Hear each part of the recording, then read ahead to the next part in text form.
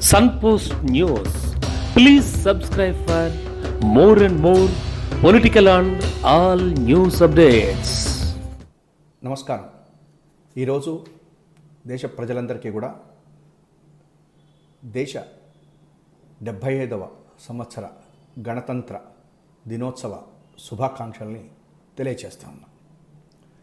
మనం నిన్నటిదాకా చంద్రబాబు గారు, ఆ తర్వాత పవన్ కళ్యాణ్ గారు, ఆ యొక్క స్టార్స్, సినిమా స్టార్స్ వెళ్ళిపోయిన తర్వాత ఇప్పుడు కొత్తగా ఆంధ్రప్రదేశ్ ముఖ చిత్రం మీదకి ఆంధ్రప్రదేశ్ కాంగ్రెస్ పార్టీ అధ్యక్షురాలుగా పదవి స్వీకారం చేసినటువంటి షర్మిలమ్మ గారు రావటం జరిగింది.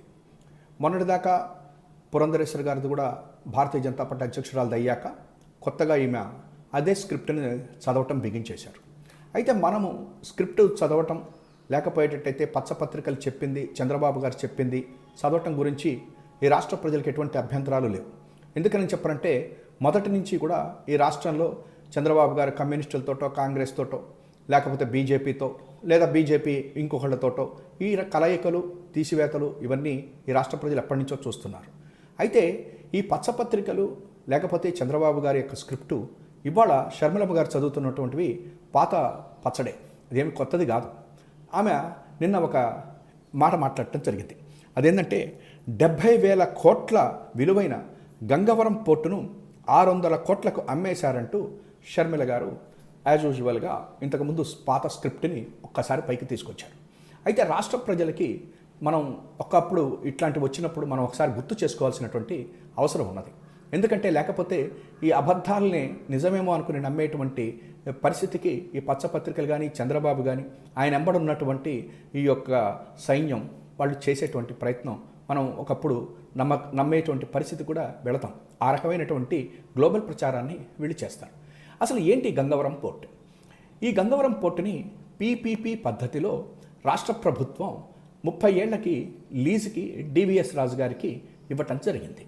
అంటే 30 ఏళ్ళ తర్వాత దీని యొక్క నిర్వహణ మాత్రమే, అంటే పీపీపీ పద్ధతిలో ఇచ్చినటువంటి ఈ పోర్టు నిర్వహణ మాత్రమే ఒక డివిఎస్ రాజు గారికి ఇవ్వటం జరిగింది.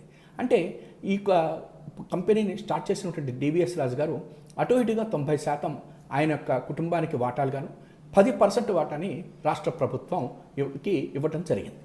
అది కూడా 1800 ఎకరాలని ఆ రోజు వాల్యుయేషన్ చేసి 54 కోట్ల రూపాయల యొక్క దీనితోటి రాష్ట్ర ప్రభుత్వానికి 10.4% వాటా ఇవ్వటం అనేటువంటిది జరిగింది. అయితే ఈ యొక్క నిర్వహణ మాత్రమే వాళ్ళు చేస్తారు తప్ప 30 సంవత్సరాల లీజు తర్వాత ఆటోమేటిక్గా పోర్టు అవన్నీ కూడాను రాష్ట్ర ప్రభుత్వానికే వచ్చేస్తాయి. అయితే ఈ మధ్య కాలంలో డివిఎస్ రాజు గారు ఆయన యొక్క కంపెనీని అదానీ కంపెనీకి అమ్మటం జరిగింది. ఆయన యొక్క వార్బర్గ్ పింక్సన్ అనేటువంటి డివిఎస్ రాజు గారి కంపెనీ నుంచి చేతి నుంచి అదానీ గ్రూప్ చేతికి ఈ యొక్క పోర్టు నిర్వహణ వెళ్ళటం జరిగింది. అంటే పోర్టు నిర్వహణ మాత్రమే వెళ్ళటం జరిగింది. అయితే ఈ పోర్టు నిర్వహణ కోసం వెళ్ళినప్పుడు వాడు అదానీ గ్రూప్ వారు దాని వాల్యుయేషన్ చేయించి 6,200 కోట్ల రూపాయల కింద చేసి వారి యొక్క వాటాని ఇవ్వటం జరిగింది. మనకి మాత్రము 644 కోట్ల రూపాయలని మనకి వాటా కింద ఇవ్వటం కూడా జరిగింది. అయితే ఇవాళ రోజున వీళ్ళు మాట్లాడుతున్నది ఏంటంటే పచ్చపత్రికల్లో ఇంతకుముందు వచ్చినట్టుగానే వీరు కూడా ఎంతసేపటికి కూడా పోర్టును అమ్మేశారు అని చెప్పారని, లేకపోయేటట్టయితే పోర్టును తక్కువ రేటుకి అమ్మారని అని చెప్తున్నారు. మనకి 644 కోట్ల రూపాయలు రావటమే కాకుండా ఈ 2 సంవత్సరాల్లోనూ అటు ఇటుగా లీజు కింద కానీ, రాయల్టీ కింద కానీ 60 కోట్ల రూపాయలు కూడా ఈ రాష్ట్ర ప్రభుత్వానికి వచ్చిన మాట మనందరికీ తెలిసినటువంటిది. అయితే ఈ యొక్క రాష్ట్ర ప్రభుత్వం అమ్మేసిన తర్వాత ఈ 644 కోట్ల రూపాయలని కూడా, ఆ నిధులను కూడా ఇవాళ ఈ రాష్ట్రంలో ఇంకొక 3 పోర్టులను అభివృద్ధి చేయడానికి వాటితోటి ఈ యొక్క డబ్బులను కూడా మనం ఖర్చు పెట్టుకుంటా ముందుకు వెళ్తూ ఉన్నాం. అయితే ఈ యొక్క 70,000 కోట్ల రూపాయలు మరి షర్మిలమ్మ గారికి ఎవరు లెక్క ఇచ్చారు అనేటువంటిదే మనకు అర్థం కావట్లా.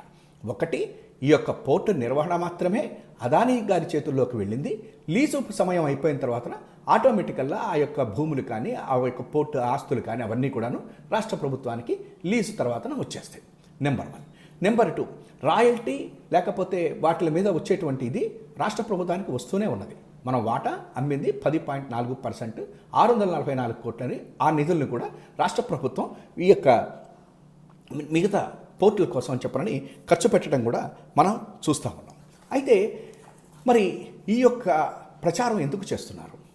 రెండోది, అదానీ గారు కానీ లేకపోతే డివిఎస్ రాజు గారు కానీ వారికి ఒక ప్రైవేట్ వ్యక్తులు వాళ్ళిద్దరూ కూడా. ఆ ప్రైవేటు వ్యక్తులు ఇద్దరు చేసుకునేటువంటి డీల్ తోటి ప్రభుత్వాలకి సంబంధం ఉండదు అనేటువంటిది అందరికీ తెలిసినటువంటి విషయమే. అయితే ఈ స్క్రిప్ట్లో మరి కృష్ణపట్నం పోర్టు గురించి మాత్రం ఎక్కడ మాట్లాడినట్టుగా మనకి కనిపించదు.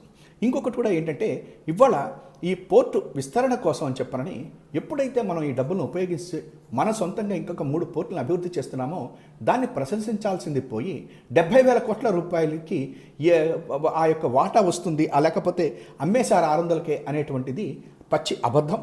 ఈ అబద్ధాన్ని కనుక మనం గనక సరిగ్గా తెలుసుకోకపోయినా లేకపోయేటట్టు ఎప్పటికప్పుడు మనం మాట్లాడుకోకపోతే ఈ పచ్చమందుతోటి చేరినటువంటి షర్మిలమ్మ గారిని కూడా మనం కూడా ఒక రకంగా గొప్పన నమ్మాల్సి వస్తుంది, వీళ్ళ మాటలు నిజమేనేమో అని.